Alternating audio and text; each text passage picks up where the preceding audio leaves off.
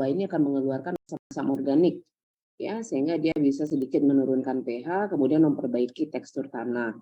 Nah, ketika pH tanah itu rendah, ya bisa kita manipulasi dengan memberikan kapur atau dolomit, nah, sehingga bisa naik sedikit pH-nya. Nah, jadi semakin mudah diolah, ya, semakin subur. Nah, kemudian kita lanjutkan lagi tadi dari 8 tahapan ini, pemilihan dan analisa lahan sudah, sekarang masuk ke pembukaan lahan, ya. Pembukaan lahan atau land clearing. Nah, adik-adik kan ini sudah lakukan ya di lahan kita, di lahan praktikum.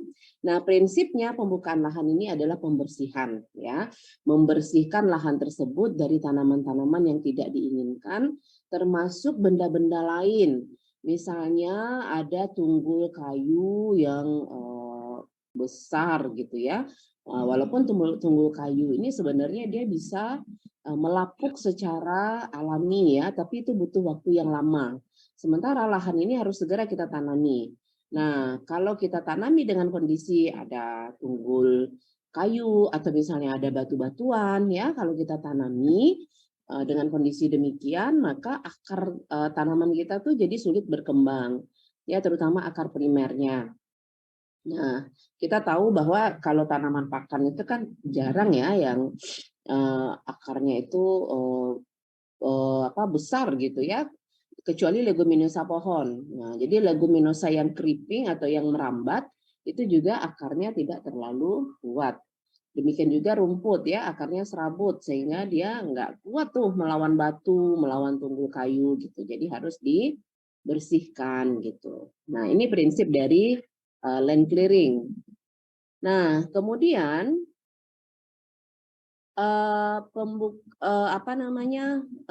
cara pembukaan lahan itu ada 3, ya, ada 3 cara pembukaan lahan, bisa dilakukan secara fisik, secara kimia, dan secara biologis, ya.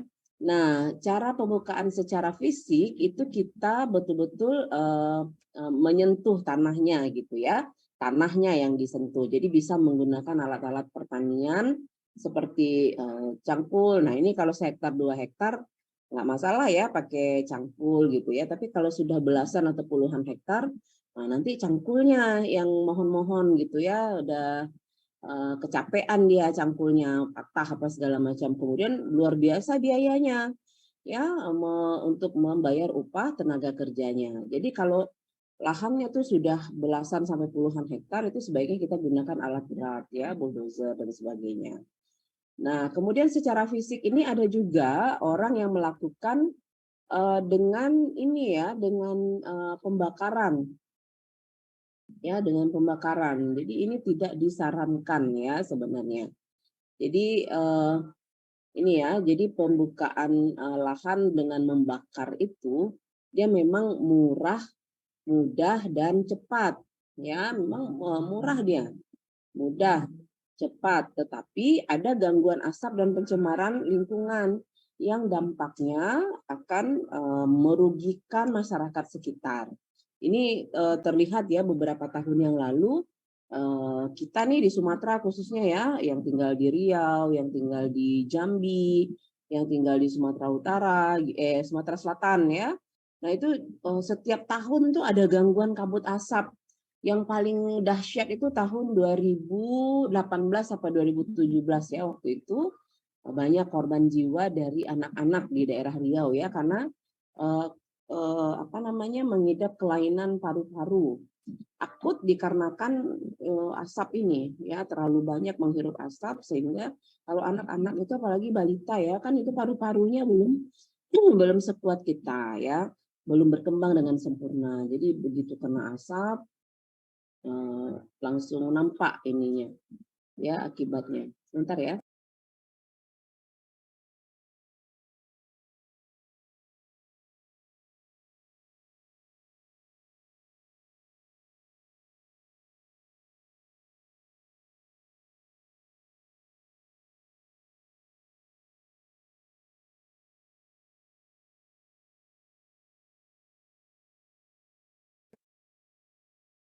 Oke, kita lanjutkan ya. Jadi pembukaan lahan dengan cara membakar ini tidak disarankan ya. Yang bagusnya itu gimana? Seharusnya tanaman tanaman lain pada saat kita land clearing itu ditebang baik-baik kemudian dikuburkan ya, dibikin lubang kemudian dikuburkan. Nanti lama-lama dia akan jadi pupuk kompos gitu ya, dia akan terjadi dekomposisi kemudian akan menambah kesuburan tanah. Nah, tapi sayangnya kadang-kadang pengusaha perkebunan ya tidak mau melakukan itu karena biayanya besar ya. Nah, pasti sewa alat lagi untuk bikin lubangnya lama gitu. Jadi dipakailah cara-cara yang murah dan mudah tetapi tidak memperhatikan kelestarian lingkungan. Nah, SK Dirjen Perkebunan nomor 38 tahun 95 sebenarnya sudah melarang ya membakar hutan. Tetapi sayangnya masih banyak dilanggar. Nah, ini kesalahannya kalau menurut saya sih bukan gimana-gimana ya. Karena sepertinya tuh di tempat kita, di negara kita tuh sepertinya pengawasan, kemudian penegakan hukum tuh terkadang tidak ini ya, nggak konsisten gitu. Ya, kadang-kadang di satu kasus ini berat hukumannya, di kasus yang lain tidak. Nah, sehingga ini menyebabkan ini contohnya yang bisa kita buktikan yang nampak itu ya, tahun 2017 itu ternyata pemilik lahan yang melakukan pembakaran lahan itu divonis tidak bersalah gitu ya, dibebaskan. Nah, karena dianggap lahan yang dibakar itu bisa tumbuh kembali. Nah, sementara hakim tidak mempertimbangkan dampaknya pada saat itu. Ya, dampak kabut asap itu yang mengakibatkan banyak balita yang wafat ya, yang terkena dampak asapnya. Nah, memang kelahannya bisa tumbuh kembali karena memang dia tujuannya dibakar itu memang untuk di replanting gitu ya, untuk ditanami kembali.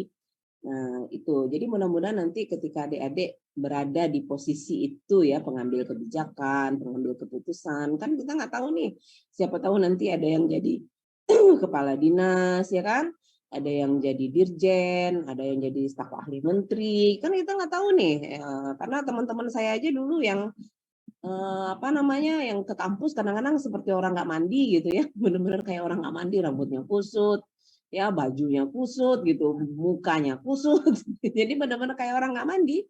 Alhamdulillah sekarang sudah ya selangkah lagi udah jadi kepala dinas dia. Jadi kita nggak tahu gimana nasib kita ke depan gitu ya, makanya kita harus pupuk ini kita potensi kita sedini mungkin gitu ya. Jadi jangan remehkan tuh kalau ada teman-temannya sekarang yang kayak orang nggak makan, kayak orang nggak mandi ya jangan diremehkan. Suatu hari nanti bisa saja dia jadi pejabat gitu.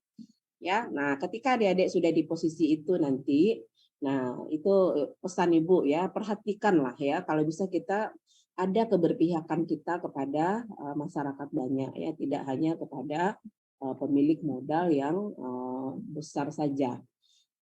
Karena kalau sudah demikian ya negara kita akan dikuasai oleh kaum kapitalis jadinya ya, kasihan yang penduduk asli yang memang menggantungkan hidupnya di daerah tersebut jadi terabaikan gitu ya. Tapi tentu dengan tidak menyampingkan aturan-aturan. Jadi walaupun masyarakat kecil gitu ya tetap harus patuh aturan juga. Jadi sama semuanya ya, kalau aturan ini mau orang yang besar, mau orang yang kecil, mau orang yang kaya, mau orang yang miskin tuh sama sebenarnya. Ya, jadi bukan berarti orang kecil tuh juga boleh semena-mena, sewenang-wenang ya, misalnya dagang di sembarang tempat yang mengganggu kepentingan umum itu juga harus ditertibkan. Ya, nggak boleh sewenang-wenang juga. Nah, jadi keberpihakan kepada masyarakat kecil itu bukan berarti juga membiarkan mereka bertindak sewenang-wenang gitu, seenaknya. Nah, untuk itulah aturan itu dibuat ya. Nah, misalnya ya kalau pedagang kaki lima ya diatur, dilokalisir di tempatnya di mana gitu ya, nggak dibiarkan dia dagang di pinggir jalan, nggak karu-karuan, merusak, mengganggu kepentingan orang lain dan juga merusak pemandangan dan juga bisa menyebabkan kecelakaan. Kemarin itu di daerah Anduring itu ya, ke arah kampus UIN, itu ada 4 gerobak orang jualan tuh yang disundul oleh mobil. Nah, karena memang jualannya tuh sudah hampir deket ke jalan gitu. Ya, nah sehingga padahal bahu jalan itu sesungguhnya tidak boleh dipakai untuk berjualan. Nah, tapi kadang-kadang kan dengan beralasan orang kecil mau makan apa gitu ya. Nah, di situ sebenarnya PR pemerintah supaya bagaimana orang kecil ini ya masyarakat kita yang marginal ini bisa dibantu dengan tidak mengganggu kepentingan masyarakat yang lain. Karena masyarakat yang lain juga punya hak di sana, ya. Oke, nah kemudian tadi cara pembukaan fisik ya, cara pembukaan lahan secara fisik tadi bisa juga ada 3 juga ya. Jadi ada 3 juga. Jadi tadi ini pembukaan lahan itu ada 3 ya, fisik, kimia dan biologis. Nah, yang secara fisik ini ada 3 juga. Yaitu bisa secara mekanik, bisa secara semi mekanik dan juga secara manual. Nah, ini cara pembukaan lahan secara fisik ya. Nah, ini kalau pakai mekanik itu kita pakai alat-alat besar berat ya, pakai alat besar bulldozer, eskavator dan sebagainya. Kalau semi mekanik, itu kita pakai gergaji mesin ya, gergaji mesin untuk menebang pohonnya, pohon-pohon yang tidak diinginkan, kemudian kita olah tanahnya secara manual ya, secara manual ini maksudnya pakai cangkul. Jadi dia mix ya, yang semi mekanik ini mix antara pakai mesin ya dengan manual. Tapi ini semi mekanik ini untuk lahan yang tidak terlalu luas. Kalau lahannya luas kita pakai cara mekanik ya. Nah, kemudian yang ketiga ini cara yang manual tadi yang kita jelaskan sebelumnya ya, dengan cara membabak dan membakar ini tidak disarankan. Nah, kemudian cara pembukaan lahan yang kedua adalah dengan secara kimia. Ya, secara kimia ini kita menggunakan bahan-bahan kimia seperti herbisida. Nah, ini kalau sekali 2 kali tidak apa-apa. Ya, jadi herbisida ini adalah bahan kimia yang khusus untuk membasmi tanaman-tanaman pengganggu. Jadi herb ya, herbisida. Kalau untuk membasmi serangga apa namanya?